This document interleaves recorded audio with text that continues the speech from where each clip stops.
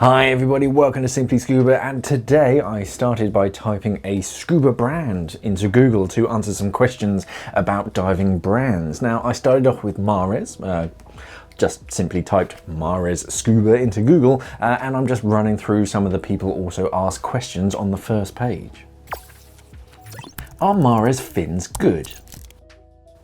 Definitely, they're darn good. I mean, you'll be hard pressed to find a dive site anywhere around the world that doesn't have a pair of Avanti Quattros somewhere nearby. Those fins have been just the bread and butter for many dive professionals over the years, and the design isn't changing very much. I mean, they've upgraded the heel straps to newer bungees, and they've added a few new colors, but the basic design hasn't really changed in all these years because it simply works. I mean, I think the mold is going to have to literally break before they discontinue that design.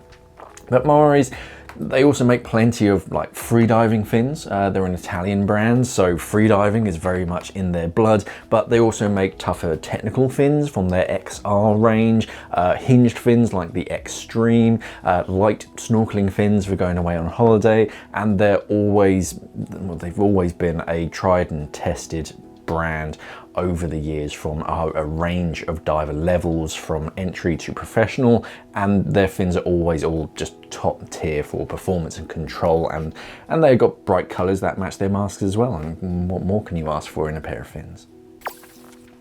Who bought Dacor Scuba? Mares, kind of, basically. Dacor was a very well-known brand for regulators around the 70s and 80s. I mean, even the sound of Darth Vader breathing, that was a Dacor regulator.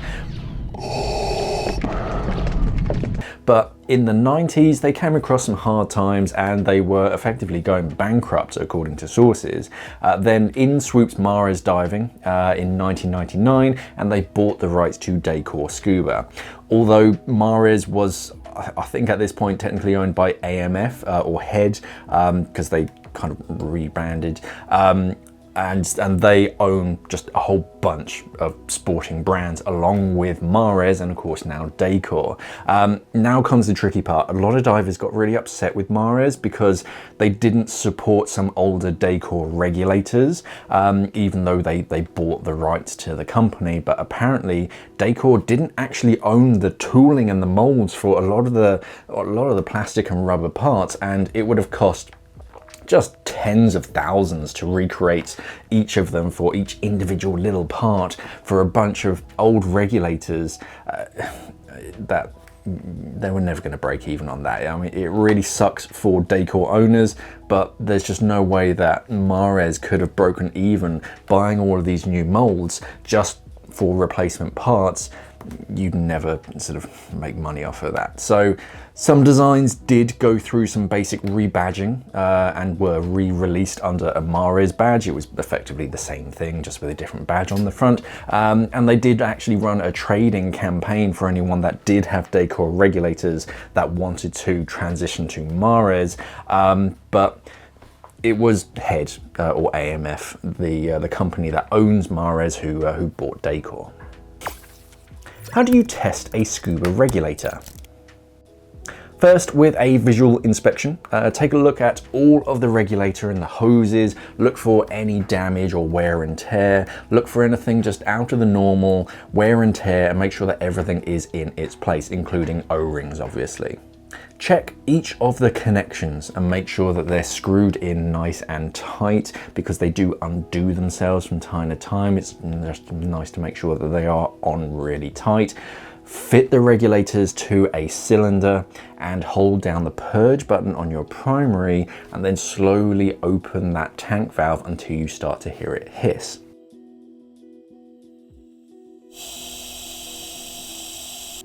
If everything seems normal, then let go of the purge button on your primary and you'll start to hear those regulators pressurize. Then do those visual checks again and listen for any leaks. Check that each hose is functioning properly, so making sure all the purge buttons work, the inflate and the deflate on your BCD works and your dry suit. And whilst you're doing that, keep an eye on that SPG. You're looking at that needle and making sure that the needle doesn't move. Check that the gas actually smells and tastes correctly from your second stage, just to make sure you haven't had a bad fill. Then close that tank valve, just finger tight, and check the SPG. You should be able to leave your regulators pressurized like that with the tank valve closed for quite a long time and then come back to them and it will have the same reading on your SPG. If that needle has dropped, you might have a leak in your regulators that you might not otherwise hear or see.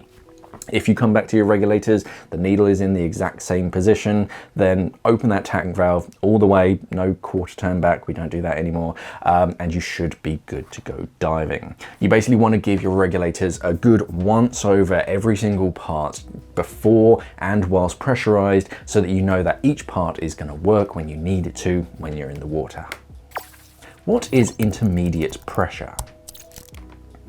Your intermediate or your interstage pressure is basically the pressure inside of your inflator and second stage hoses.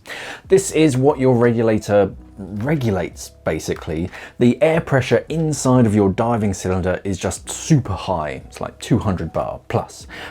If you were to breathe it straight from that, it would just blow your fillings out. So that high pressure only goes down to your gauges and your transmitters so that they know how much pressure is in your tank.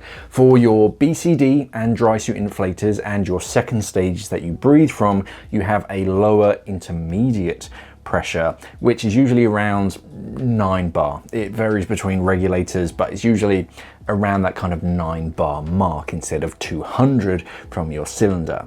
First stages will have springs that let a certain amount of pressure through a valve, that 9 bar, so that the pressure gets up to around 9 inside of your hoses.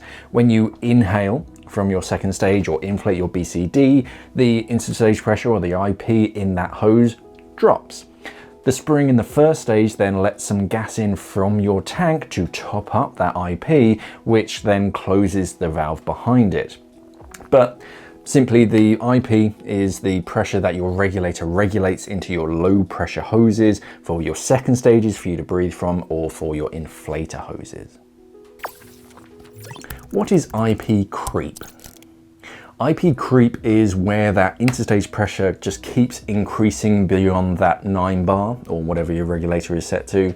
There are a range of reasons why, from too much grease on a certain part to not enough grease on a certain part, worn parts as well. All sorts of things can cause IP creep, and it's something that your dive center, or more specifically a technician that's registered with that brand and that particular regulator, can try to fix for you.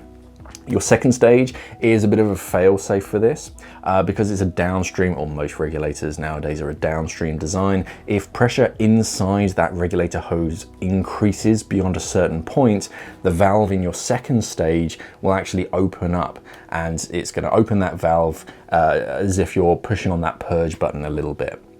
Out of the water, you'll probably hear a gentle hiss of air.